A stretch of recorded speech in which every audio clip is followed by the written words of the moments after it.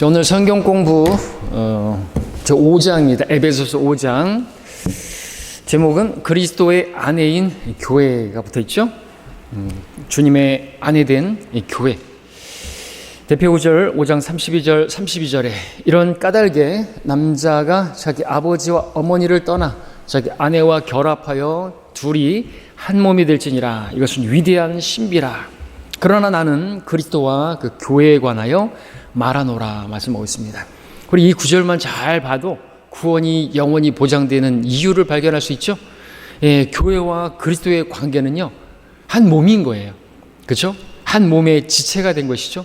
아내가 된 것입니다. 둘이 한 몸이 되는 게 뭐예요? 아내와 남편이잖아요. 그 하나님께서 결합시켜 주신 것을 나눌 수 없다고 했지 않습니까?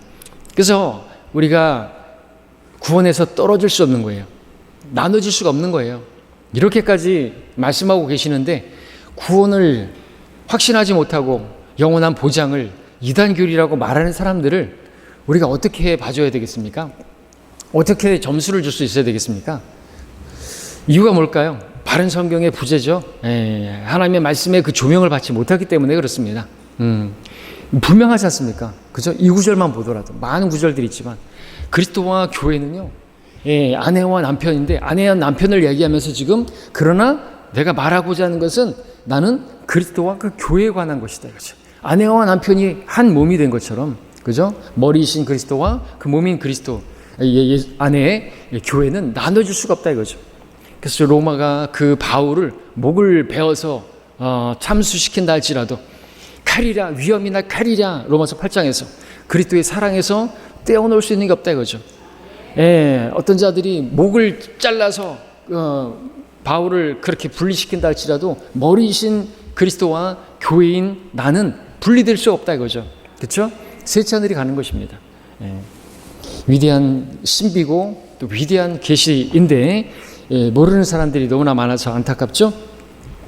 자, 1절부터 5절까지를 먼저 보면 하나님을 따르는 자가 되라는 소제목이 붙어 있습니다. 그러므로 너희는 사랑받는 자녀들로서 하나님을 따르는 자가 되라. 그리스도께서 우리를 사랑하시어 우리를 위하여 자신을 하나님 앞에 향기로운 냄새를 내는 제물과 희생으로 드린 것 같이 너희도 사랑 안에서 행하라. 음행과 온갖 더러운 것과 탐욕은 너희 가운데서 이름조차 부르지 말라.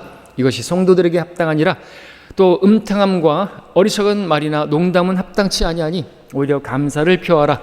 너희가 이것을 알거니와 음행하는 자나 더러운 자나 욕심 많은 자 곧 우상 숭배자는 누구든지 하나님과 그리스도의 왕국에서 상속받을 것이 없느니라 말씀하고 있습니다. 자, 하나님의 왕국, 그리스도의 왕국, 상속은 우리 행위와 관련된 겁니다. 구원과 관련된 게 아니에요. 구원은 선물이고 상은 면류관은 우리의 행위와 관련된 것이고요. 그래서 우리가 더러운 짓거리하고 음행하고 간음하고 이런 그 온갖 더러운 것, 욕심, 탐심, 곧 우상숭배 그런 짓거리 하면 상속받을 게 없다 이거죠. 왕국에서 통치할 수 있는, 면류관을 쓰지 못하고 면류관을 그리스도의 심판석에서 써지 못하면 통치할 게 없는 것이고 영원히 그냥 다른 성도들이 어떻게 통치하나 구경만 하고 다니는 그런 신세가 되는 거죠. 러커 목사님 표현대로 뭐 어떻게 잘 다스리나 그걸 쳐다보는데 그거 누가 밥 먹는데 쳐다보는 것이 추접스러운 것처럼 남이 통치하는 걸 쳐다보고만 그걸로 영혼을 보내야 된다 이거죠. 생각해 봐야 되는 거예요. 그 팥죽 한 그릇 때문에 그 영혼을 불살라 버리는 거, 순간의 재단이라는 그 재단에다가 영혼을 불살라 버리는 게 죄라고, 그렇죠? 유명한 그런 설교자가 말했지 않습니까? 정신을 차려야 되는데 순간의 어떤 그 쾌락, 순간의 어떤 그 감정, 도파민, 그 즐거움 때문에 영혼을 맞바꿔버리는 에서와 같이 속단자가 되지 말라고 말씀하고 계시죠. 자, 하나님께 사랑받는 자녀들, 당연히 자신을 사랑하시고 이처럼 사랑하신, 그리고 계속해서 끝까지 사랑하시는 그 하나님을 따르는 자가 되어야 마땅하지 않겠습니까? 그것을 1절에서 말씀하고 있습니다. 자, 근데 이 하나님을 따르는 자는 어떤 사람인가? 그분의 뜻을 행하는 사람을 말하는 것입니다. 말로만 하나님을 따른다고 하면서 행하지 않는다고 한다면, 행한다고 한다는 것은 우리가 그분의 발자취를 따르는 것이고 그분께서 가시는 곳에 또 가자고 하시는 곳에 가는 것을 말하는 것이죠. 하나님께서 보신 예수 그리스도의 그 발자취를 따르는 것을 말합니다. 바로 사도 바울이 그렇게 따랐던 것이죠. 고린도서 11장 1절에서 내가 그리스도를 따르는 것처럼 그렇게 너희는 나를 따르는 자가 되라고 말하고 있습니다. 우리는 그렇게 따르면 됩니다. 주님을 따르는 게 너무나 가랑이 찢어질 것 같습니까? 그럼 사도 바울을 따르면 되는 거죠. 바울이 그리스도를 따른 것처럼. 우리가 어떻게 주님을 따릅니까? 바울을 따랐으니까 바울을 따르면 되는 거죠. 그래서 우리는 변명할 수 없습니다. 바울이 주님을 따랐다고 한다면 우리도 주님을 따를 수 있다죠.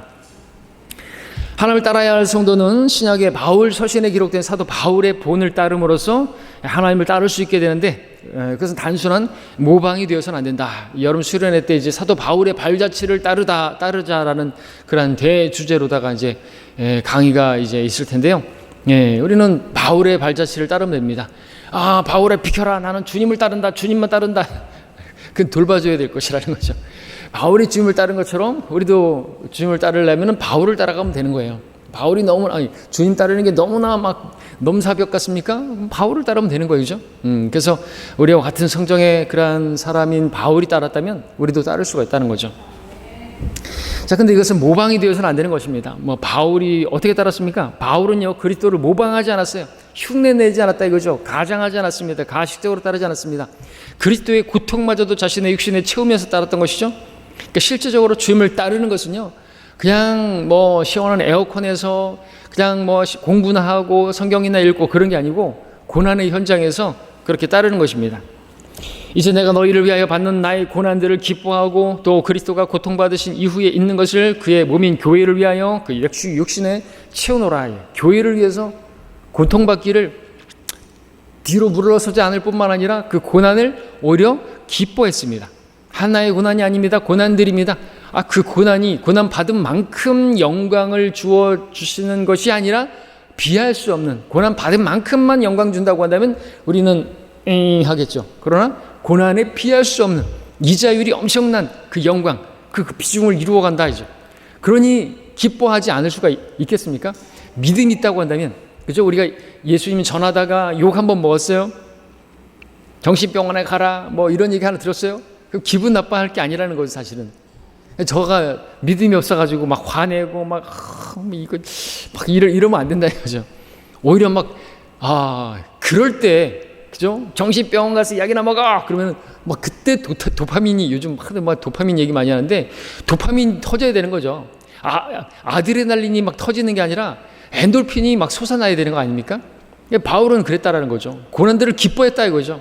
이 체질이 바뀌어야 되는 거예요. 그죠? 하나님의 그러한 그 성품으로 바뀌어야 되는 것이죠. 말은 잘한다, 그죠?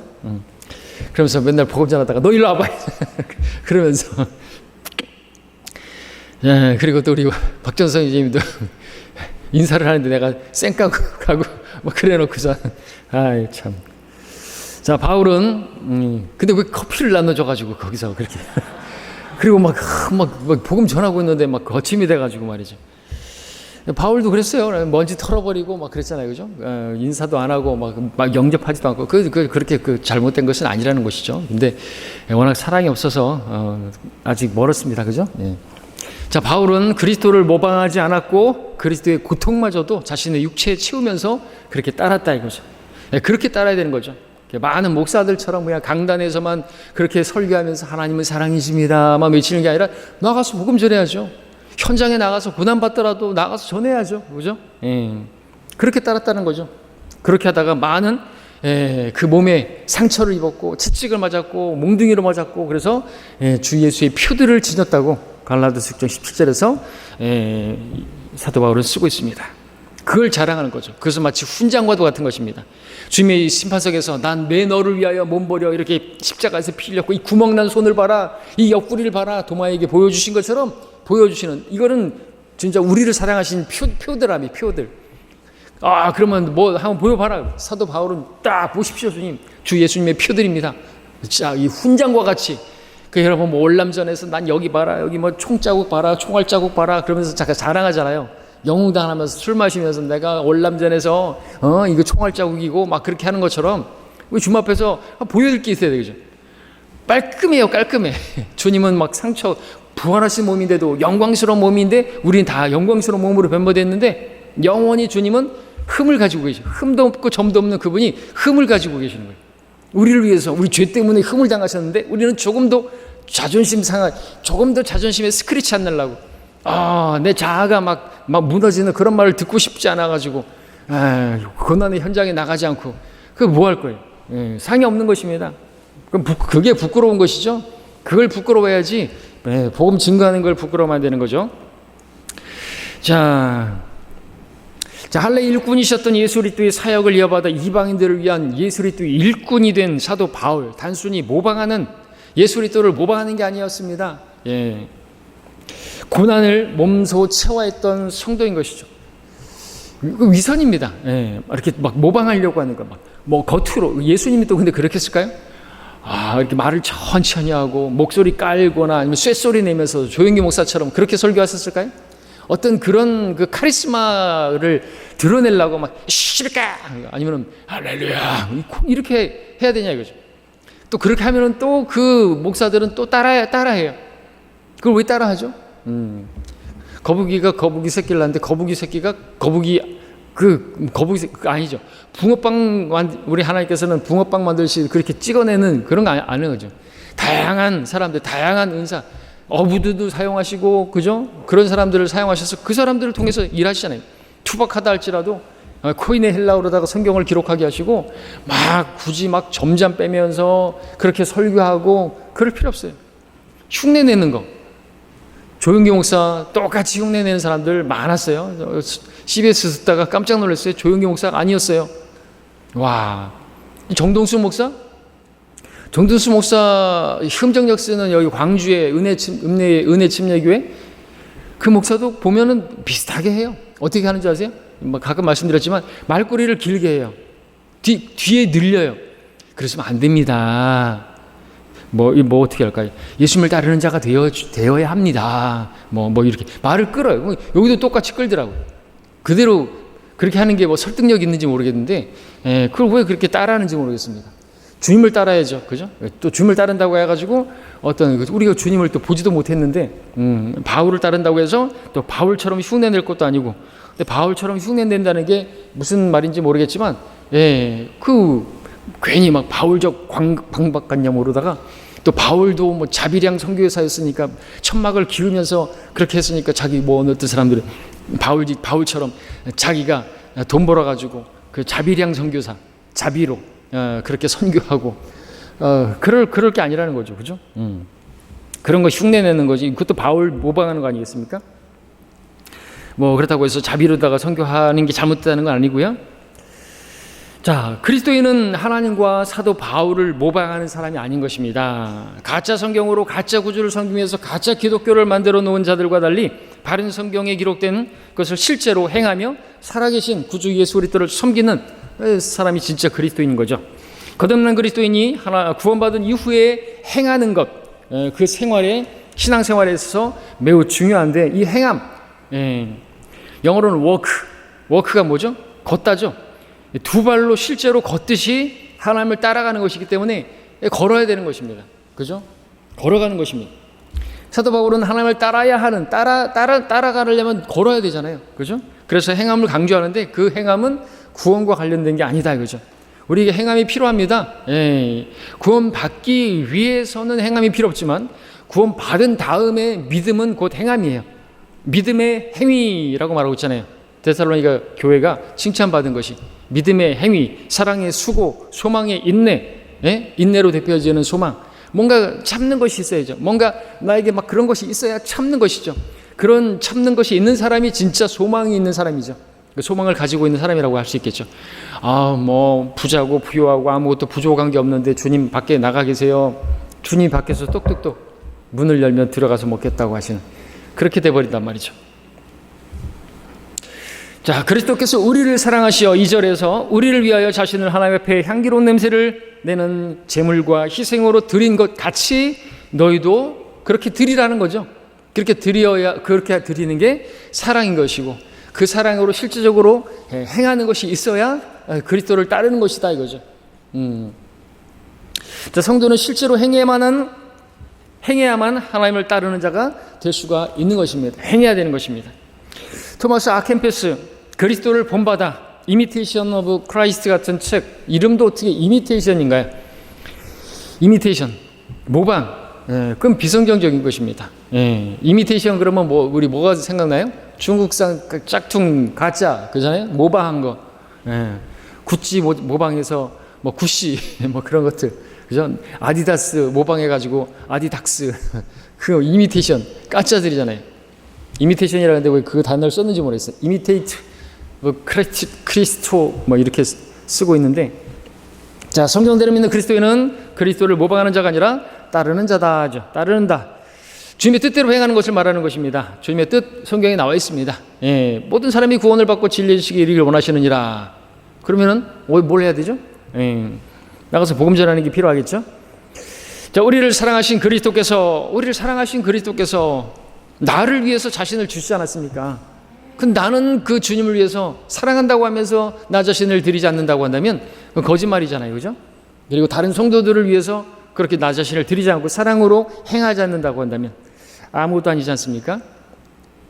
향기로운 냄새와 제물, 그 냄새를 내는 제물과 희생으로 드렸다. 하나님께서 흠양하신, 기뻐하시는 제물이 되셨다 이거죠. 그처럼 우리도 그렇게 나를 제물을 드려야 되고, 그렇게 제단에 나를 드려야 되는 것이고, 우리가 그렇게 설교 듣고 하나님의 말씀을 듣고 제단에 나와서 이렇게, 이 제단이 그 번제단은 아니지만 나와서 기도하고 무릎 꿇고, 그죠?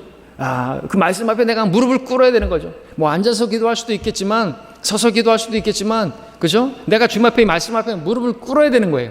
실제적으로. 그래서 우리가 그렇게 하는 게 성경대로 믿는 교회의 전통인데, 굳이 나가서 굳이 이렇게 무릎 꿇고 기도를 해야 돼요? 무릎이 안 좋으시면 안 해도 되죠. 앉아서 기도해도 되는데, 나오셔서 기도하는 게 아름답고 합당한 모습이고, 그러한 결심 가지고도 잘 안 되는 게 힘든 건데, 그렇게 그마저도 안 해버리면은 어떻게 되겠냐 이거죠. 의지를 사용해야 되는 거예요. 움직여야 되는 거죠. 그 자리에서 그냥 서서 기도하는 것보다 나가서 그렇게 무릎 꿇고 그렇게 기도해야 되는 것이죠. 자, 그래서 히브리서 10장에서 말씀하고 계십니다. 거기서 뭐라고 해요? 주의 뜻을 행하려고 내가 왔나이다. 그렇게 하면서 뜻에 따라서 한번 예수 그리스도의 몸을 들이심으로써 우리가 거룩하게 되었다 이거죠. 우리가 예수님께 또 이렇게 한 것처럼 몸을 들이지 않는다고 한다면 누가 거룩하게 될 수 있습니까? 누가 구원받을 수 있겠습니까? 우리는 이기적인 성도가 되어서는 안 된다는 거죠.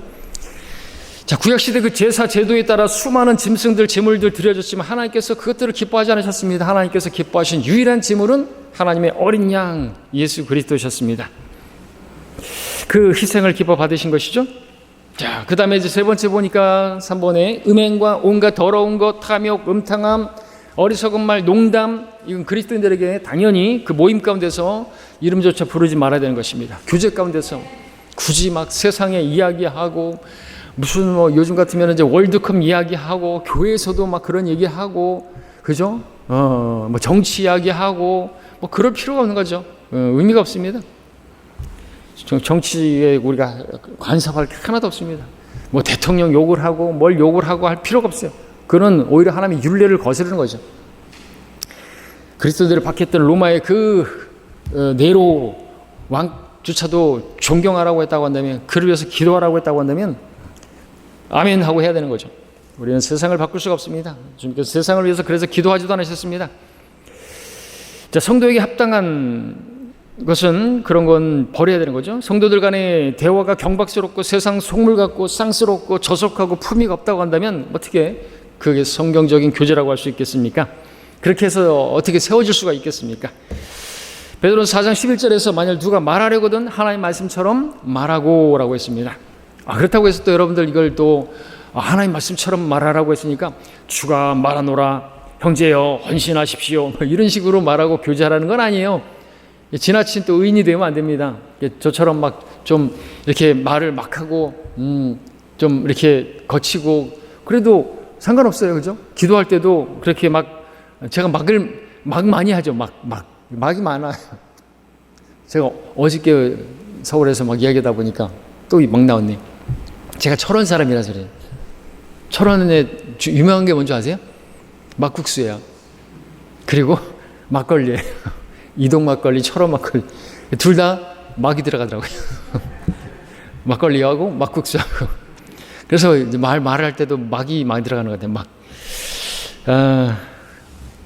자, 지금 뭔 얘기한 줄 아세요? 자, 그 다음에 나오는 이제 물론 그리스도인에게도 주위 사람들에게 작은 웃음을 주는 위트가 있을 수 있는데 그러한 위트는 세속적인 농담과 달라서 성도들의 모임에 활력을 주고 하나님께 영광을 돌리는 분위기를 고양시킬 수 있다. 제가 막걸리하고 지금 막국수 얘기했는데 그런 위트는 할 수 있다 이거죠. 분위기를 이렇게 하고 막 제가 딱딱하게 주가 말합니다. 서로 사랑하십시오. 하나님 말씀처럼 말하는다고 해서 그렇게만 하면 어떻게 될까요? 분위기가? 뻔하죠? 알 수 있죠?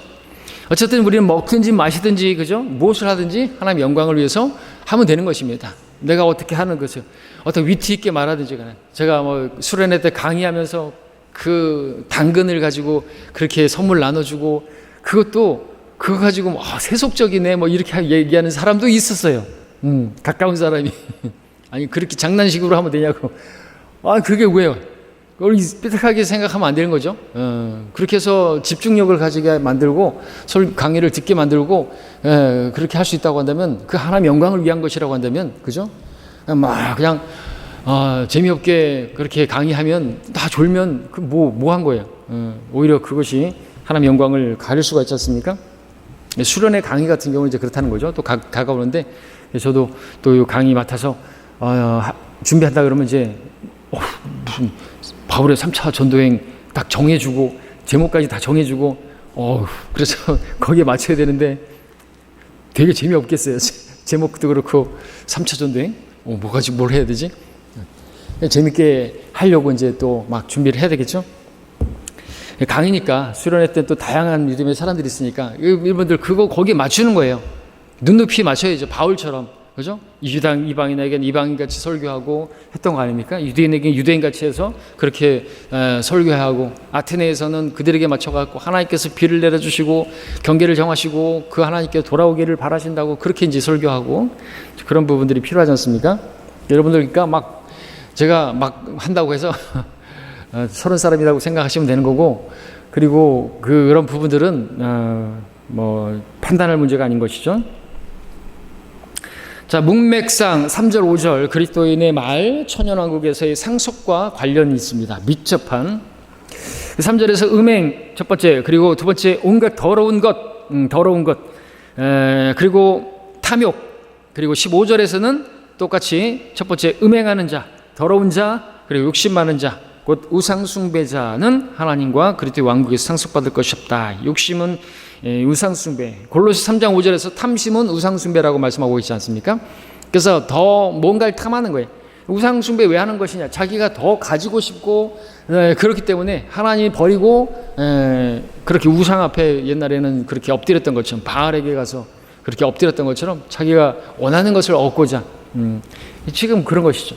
그런 것 하고 그 우상숭배가 되는 것입니다. 세상의 것들을 더 탐하고 그 탐심이 우상숭배고 상속받을 게 없어요. 영혼을 갖다 불살라버리는 거예요. 그냥 영혼을 심하게 말하면 백수로 더 심하게 말하면 거지로 살겠다고 하는데 어떻게 할 수가 없죠. 그렇게 살아야겠죠. 근데 이걸 믿지 않으니까 그때 가봐서야 알겠지. 그럼 죽어봐야 알겠지. 구원받았는지 그거나 똑같죠. 다를 밖에 없겠죠. 믿음이 없는 문제죠. 하나님 말씀을 안 읽으니까 믿음이 안 생기고요. 하나님 약속을 붙들 수 있는 힘이 없어지는 거죠. 자, 6절부터 13절까지 시간 관계에서 다 읽지는 않습니다. 보면서 그렇게 할 텐데요. 자, 불순종의 자녀들에게 동참하지 말라는 거죠. 1번에 보면 하나님을 따르는데 방해가 되는 그것은 성도들을 속이는 자들이다라고 하는 거죠. 그렇습니다. 그러므로 6절에서 보니까 아무도 너희를 헛된 말들로 속이지 못하게 하라. 이런 것들 때문에 하나님의 진노가 불순종의 자녀들 위에 임하기 때문이라 하고 있습니다. 자, 지금까지도 그랬지만 앞으로도 많은 거짓 선지자가 일어나서 사람들을 미혹할 것이고 많은 사람이 그를 따르게 될 것입니다. 마태복음 24장에서 주님 말씀하셨습니다. 예언하셨습니다. 이제는 많은 사람이 또 심지어는 구원받은 성도들마저도 미혹당할 것을 말씀한 거죠. 대환란 때는 택함받은 그러한 이스라엘 백성 가운데서도 많은 사람들이 미혹당할 것이다. 헛된 말들로 속이는 그 일 때문에 하나님의 진노가 불순종의 자녀들 위에 임한다 말씀하고 있습니다. 하나님께서 세상에 난무하는 속임수 때문에 진노하고 계시는 것이죠. 하나님께서는 그분의 자녀들에게 명령하십니다. 너는 그들에게서 동참하는 자가 되지 말라 이거죠. 7절에서. 그래서 지금 3절, 5절 그 문맥 앞에 언급된 내용들, 그것을 중단할 뿐만 아니라 그런 것을 하는 사람들과 교제하지도 말라 이거죠. 그런 데서 빠져나오라 이거죠. 성별을 말씀하시는 것입니다. 이유가 무엇입니까? 베드로전서에서는 우리가 이전에 그런 이방인들의 그렇게 행했던 것들은 지난 날들 생활로 충분하다고 하죠. 그리고 그것은 심판하시게 될 그분 앞에서 해명해야 된다, 설명할 것이다 말하고 있잖아요. 그리스도 심판석에서 왜 그런 말을 했는지 우리 그리스도인들은 그리스도 심판석에서 설명하게 될 것이고, 죽은 자들은 백보자 심판석에서 설명이나 할 수 있을까요? 자, 8절에 보니까 너희는 한때 어둠이었으나 이제는 주 안에서 빛이니 빛의 자녀들로서 행하라 말하고 있습니다. 하나님께서는 나누시는 분이시죠. 빛과 어둠을, 그리고 낮과 밤을 분리하신, 나누시는 하나님. 우리 마음의 복음의 강체를 비추셔서 어둠을 몰아내시는 분이십니다. 이로써 그리스도인은 빛의 자녀들로서 낮의 자녀들이 된 것입니다. 더 이상 밤이나 어둠에 속하지 않게 되었습니다. 모든 그 마귀의 역사는 밤에 일어나는 거예요. 물론 꼭 그런 것만 아니겠지만, 밤에 우리가 또 뭐 신학 공부할 수도 있고 어쩔 수 없겠지만, 밤에 돌아다니고 밤에 뭐 하는 거예요? 왜 그리스도인들이 낮에 안 하고 밤에 굳이 PC방에 가가지고 신학 공부를 하고 그럴 필요가 없잖아요. 그죠? PC방에 가서 뭐 하는 거예요? 밤늦도록 게임이나 하고, 온갖 더러운 것들이나 하고, 막 죽이고 막 때리고 그런 것들 하면서 막 도파민 터지고. 그리스도인이 그런 짓 한다. 영혼을 불살라 버리겠다는 거죠. 자, 교회 시대 밤이 지났습니다. 아침이 가까웠습니다. 믿지 않는 자들과 멍에를 매지 말아야 되고요. 불순종인 자녀들에게 동참하지 않는, 그것은 주님께서 주신 가장 기본적인 명령, 고린도후서 6장에서 분명히 성별에 대해서 말씀하고 있습니다. 이거 뭐 입이 아프도록 우리가 들었던, 그런 귀가 따갑게 들었던 그런 말이지 않습니까? 그런데 이제 이런 말씀들 우리가 또 계속 보지만, 우리 너무나 잘 알고 있는 내용인데, 행하는 게 실제로 필요한 거죠. 따르는 게, 아는 게 중요한 게 아니라 행하는 게 중요한 것입니다. 자, 그리스도인이 가게 될 새 예루살렘은 어둠이 전혀 없습니다. 그러므로 우리는 어둠보다 빛을 사랑하는 삶을 살아야 하고, 우리를 위해서 자신을 내어주신 주님을 기쁘시게 해드리는 그분과 영원히 함께할 사람들이기 때문에, 9절에서 이는 성령의 열매는 모든 선과 의와 진리 안에 있음이라. 이 말씀, 성도가 왜 모방하는 자가 되어서는 안 되는가를 설명해 줍니다. 그리스도는 성령의 열매를 실제로 맺는 성도로야 하지 단순히 흉내내서는 안 되는 것입니다. 우리는 그 어떤 이마트 직원처럼 그렇게 막 모방하면서 안녕하십니까, 사랑합니다 고객님, 이런 식으로 인사를 해줘도 안 되겠죠. 그리스도인들이 만났는데 형식적으로 인사하는 거, 이런 거 모방하는 거잖아요. 그죠? 성령의 열매를 모방하는 거잖아요. 친절을 모방하고 그러면 안 되겠죠. 진심에서 우러나오는 정말 그런 인사를 하고 그렇게 하죠. 너무 근데 또 딱딱하게 제가 말씀드렸던 것처럼 그렇게 막 안녕하십니까 이렇게 할 필요 없어요. 그죠? 안녕하세요 이렇게 하면 되죠. 뭐 저 목사한테 한다고 해가지고 굳이 막 그렇게 형식적으로 뭐 흐트럼 없이 그렇게 할 필요가 없어요. 그러면 저는 막 부담돼요. 서울에서 어제도 막 거의 폴더 인사를 하는데 왜 그러죠? 제가 뭐라고 그렇게까지 하시냐고. 그럼 저는 어떻게 해야 돼요? 더 내려가야 돼요. 그럴 게 아니라는 거죠. 다 같은 우리 예수님 피로 구원받은 사람들인데, 자 어디가지 그죠? 하여튼 그 가짜 열매는 크리스마스 트리 그 가짜 열매들, 그거는 또 어두움의 일들이고, 열매 없는 것이고 열매 없는 어두움의 일들이고, 크리스마스 교묘한 밤, 거북한 밤 그죠? 아주 그 마귀적인 것입니다. 그것은 바알의 생일을 둔갑한 거죠. 예수님 생일하고 전혀 상관없는 게. 자, 열매는 모방한다고 맺어지는 게 아닙니다. 성도가 예수님께 가지라고 했으니까 우리가 붙어 있기만 하면 자동적으로 맺게 되는 거죠. 우리가 맺는 것도 아닙니다. 맺어야지. 난 성령으로 충만해야지. 막 그런다고 되는 게 아닌 것이죠. 하나님의 말씀을 우리가 가까이 하고 그 말씀을 가까이 하면 자동적으로 씻어지고 깨끗하게 되어지고 열매 맺게 되는 것입니다. 우리 주님께 붙어있다는 것은 말씀에 붙어있는 것입니다. 요한복음 15장 5절에서 말씀하고 있습니다.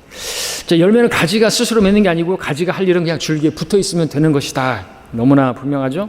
그래서 우리 종교인들은 막 내가 해야지, 나는 교회 다니는 사람이니까 이렇게 해야지 저렇게 해야지, 나는 저걸 멀리 해야지, 그게 모방하는 거라는 거죠. 나는 성경대로 믿는 사람이니까 나는 예배를 빼먹지 말아야지, 나는 뭐 기도를 얼마나 해야지, 성경을 몇 장 읽어야지, 그건 내가 하는 거라는 거죠. 성령의 열매를 맺으면 쉽고 가벼운 것입니다. 그렇죠? 그렇게 해야 되는데 막 부담이 되고 그러면 이제 종교인이 돼버리는 거죠. 그건 이제 성령의 열매로 하는 게 아니죠. 친절을 베푸는 것이나, 그죠? 오래 참는 것도 막, 더 이상 못 참겠다. 이번까지만 참겠다. 나는 이번까지밖에 못 참겠지만 성령께서는요, 70번씩, 77번씩, 그것도 무한대로 계속 참아줄 수 있는 거죠. 왜? 그분 하나님이시고, 그 하나님께서 나에 대해서 그렇게 참아주신 분이기 때문에, 우리가 성령을 따르게 되면 그렇게 할 수 있다 이거죠. 자, 그리스도인은 성령의 열매를 맺을 수 없는 어둠의 일들에 관여하지 말고 말하기조차 부끄러운 그 일들을 책망해야만 한다라고 했습니다. 우리가 이방인이었을 때 막 그런 것들을 자랑하고 구원받고 나서도 그런 짓거리 하는 것은 구원받았는지 돌아봐야 될 필요가 있죠. 구원의 기쁨을 잃어버렸기 때문에 그렇죠. 책망받은 일은 무엇이든지 빛에 의해서 드러나는 것입니다. 예수님은 세상의 빛이십니다. 예수님께서 말씀으로 책망할 때 어둠의 일들은 다 드러나게 되겠죠. 빛의 자녀들이 할 일은 말씀으로 어둠의 일들을 책망하는 것입니다. 초림 당시 예수님께서 오셨을 때, 그죠? 유대인들이 예수님께 나오지 않는 꺼려한 이유는 뭐예요? 그 빛이신 그분께 자기의 행위가, 자기가 어둠 가운데 있기 때문에 자기의 행위가 책망받을까봐. 여러분들이 아픈 사람들이 왜 의사에게 안 가려고 합니까? 자기의 그 병이 드러나는 게 무서워서 안 가는 것처럼 자기의 그 질병, 영적인 질병, 그것이 있기 때문에 하나님 앞에 안 가려고 하고 기도하지 않고 성경 읽지 않고 예배 드리러 오지 않고 하나님을 찾지 않는 것이죠. 문제가 있기 때문에 그렇습니다. 자, 그 다음에 잠자는 자 깨어라. 14절부터 21절까지. 자, 우리 다 읽고 오셨죠? 5장은 잠자는 자, 비록 거듭났지만 대마처럼 현 세상을 사랑하여 어둠의 일들, 철학, 과학으로부터 시작해서 정치, 전통, 음악 그런 것들 거기에 빠져는 사는 영적으로 죽어있는 그리스도인들을 말하죠. 그들은 빛의 자녀로서 빛을 상실했기 때문에 그리스도로부터 다시 빛을 받아야만 하는, 하나님의 말씀은 빛이고, 그죠? 주의 말씀은 내 길에 빛이고 내 발등에 등불이고, 그 말씀을 가까이 해야 되는 것입니다. 다른 방법 없죠. 주님 앞에 간다고 해가지고 산에 가서 기도할 거예요? 자, 그러면 빛을 비춰주시는 것입니다. 본문은 어둠의 일들에 둘러싸여 있는 그리스도인들에게 주시는 7가지 명령들로 그렇게 나와 있습니다. 죽은 자들로부터 일어나는 것, 정확하게 행하고 있는지 내가 자신을 돌아보는 것, 시대가 악함으로 현명한 사람처럼 행함으로 시간을 사서 얻는 것, 시대가 악함으로 어리석게 되지 말고 주의 뜻이 무엇인지 이해하는 것. 내가 시간을 사서 얻지 않으면 그 날들이 악하다고 했는데, 사실 그 날들이 악하다는 것은 내가 그렇게 시간을 사서 얻지 않은 그 시대뿐만 아니라 그 날들도 악한 것이 되어버리죠. 악한 날을 살게 되는 거죠. 악한 종이라고 책망받게 되는 것입니다. 방탕하게 술 취하지 말고 오직 성령으로 충만하라고 했습니다. 근데 꼭 나는 술 취하지 않았다고 해가지고 그뿐만 아니라 방탕하게 살면은 역시나 그것은 술 취한 것이나 마찬가지입니다. 제정신으로 사는 게 아니라는 거죠. 왜 술 취하지 말아야 되는 거예요? 그 제정신으로 사는 게 아닌 거죠. 그래서 건전한 생각으로 사는 게 아니기 때문에 그렇습니다.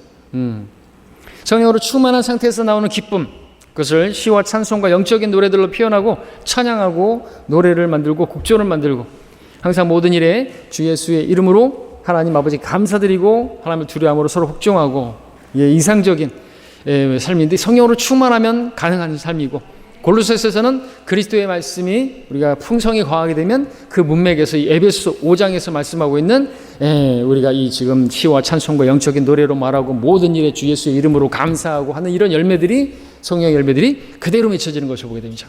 그러니까 성령으로 충만하는 것은 그리스도의 말씀으로 충만하는 것입니다. 말씀이 우리에게 믿음을 주는 것처럼 그 믿음이 있다고 한다면 하나님께서 기뻐하시는 일들을 우리가 행하고 실제로 주님을 따르는 행위까지 나아갈 수가 있게 되는 것이죠. 자, 그 다음에 우리가 보게 되는 교회의 예표로서의 남편과 아내의 관계입니다. 22절부터 27절까지 시간이 없습니다만 그래도 읽겠습니다. 아내들아, 너희는 너희 자신의 남편에게 복종하기를 주께 하듯 하라. 이는 남편이 아내의 머리됨이 그리스도께서 교회의 머리됨과 같음이라. 그는 몸의 구주시니라. 그러므로 교회가 그리스도께 복종하듯이 아내들도 자기 남편에게 매사에 그렇게 해야 할지니라. 남편들아, 너희는 자기 아내를 사랑하되 그리스도께서 교회를 사랑하셔서 교회를 위하여 자신을 주신 것 같이 하라. 이는 그가 교회를 말씀에 의한 물로 씻어 거룩하게 하시고 깨끗하게 하사 자기 앞에 영광스러운 교회로 나타내서 점이나 주름진 것이나 또는 그러한 것들이 없이 거룩하고 흠없게 하려 하심이라 말씀합니다. 자, 서로 복종하라는 이 21절의 명령, 22절에서 나온 남편과 아내의 관계로 이어지고 있습니다. 그죠? 가정에서 제일 어려운 것이 이거 아닙니까? 이 말씀에 순종할 수만 있다고 한다면 가정에 싸움은 일어나지 않겠죠? 모든 그리스도인들은 서로 복종을 해야 하죠. 근데 특별히 여기서 먼저 나온 게 있습니다. 이게 질서의 문제고 권위의 문제이고 또 그것이 합당하고 이것이 먼저 이루어져 첫 단추가 잘 켜져야 되는데 아내가 남편에게 복종하는 것을 먼저 말씀하고 계세요. 그것이 없으면은 이 남자는 아내를 사랑하는 문제에 있어서 또 문제가 생기게 되겠죠. 실제로 그래요. 자, 모든 그리스도인들 그렇습니다. 남편이 아내의 머리됨이 그리스도께서 교회의 머리됨과 같다 말씀하고 있습니다. 남편과 아내의 문제를 다룰 때 그 명령이 아내에게 먼저 주어지고 남편은 그 다음입니다. 이는 하나님께 복종의 문제가 권위의 차원의 문제이기 때문에 그렇습니다. 자, 아내에게서는요, 남자에게 권위를 행사하고 가르치는 것도 교회에서 금지되었잖아요. 그죠? 그러니까 막 가르치려고 하면 안 되고, 그러면 안 돼요. 잔소리도 뭐 위에서 하는 것이겠지만, 그것이 막 가르치는 것이 되게 된다면요, 남편은, 문제가 생기는 거예요. 그죠? 머리인데, 그렇게 되면은 가정이 문제가 생기는 것입니다. 막 이거 하라 저거 하라 왜 그렇게 못하느냐 막 그러면 이제 막 남편은 자존감이 떨어지게 되면요, 아내에게서도 인정받지 못하는 남편은요 자존감이 상실해 버리면은 어디에도 설 수가 없습니다. 무너져 버리는 거죠. 그렇게 되면 안 되기 때문에 그 아내가 먼저 무너져야 되는 거예요. 복종해야 되는 것입니다. 하나님 말씀 앞에. 아내에게는 남자에게 권위를 행사하며 가르치는 것도 금지되어 있다. 그래서 여자 목사는 있을 수가 없는 것입니다.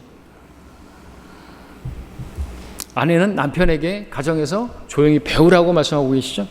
근데 교회에서 심지어 교회에서 여자가 남자를 가르친다, 성경을 가르치고 설교한다. 그것은 하나님 그런 질서에 먹는 하나님이 아닌 것이. 하나님은 질서의 하나님이시지 않습니까? 모든 일을 질서 있고 품위 있게 하라고 말씀하지 않았습니까? 보세요. 집에서는 남편이 머리인데 그 아내가 목사이면 교회 오면 어떻게 되는 거예요? 지역교회 머리는 목자인데 그 아내가 머리가 되는 거예요. 집에 가면 다시 자기는 남편이 머리가 되고 교회 오면 남편은 다시 그 아래 내려가고 뭐예요 그게? 그것만 보더라도 그건 혼란스러운 거죠. 혼란의 창시자는 하나님이 아닌 것입니다. 마귀죠. 자, 인간의 기본적인 성품, 모든 종류의 권위를 거부하고 그 권위가 강제적이지만 않다면 불복종의 길을 걷는다는 데 있다. 소위 여성 해방운동, 남편의 권위에서 벗어나 음녀처럼 살고자 하는 여자들의 비성경적인 한거에 지나지 않는 것이죠. 그 운동은 여자들을 간음의 늪에 빠져들게 했을 뿐이다 이거죠. 그래서 역사가 그렇게 보여주고 있다라는 거죠. 아내들은 교회가 그리스도께 복종하듯 자기 남편에게 매사에 복종해야 한다 말씀하고 있습니다. 자, 그러나 그리스도의 아내인 교회가 지금까지 그리스도께 매사에 복종한 것은 아니었죠. 우리가 그렇게 그리스도께 매사에 복종하지 않았잖아요.